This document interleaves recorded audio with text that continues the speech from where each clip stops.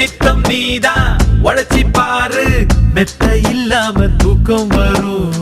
சட்டம் இன்றி உதவி செஞ்சா வாழும் போதே சொர்க்கம் வரும். பாரதியே படிச்சு புட்டா பெண்களுக்கு வீரம் வரும். கால் மாசல் நினைச்சு புட்டா கண்களுக்குள் நெருப்பு வரும். பெரியார மதிச்சு புட்டா பகுத்தறிவு காணா வரும்.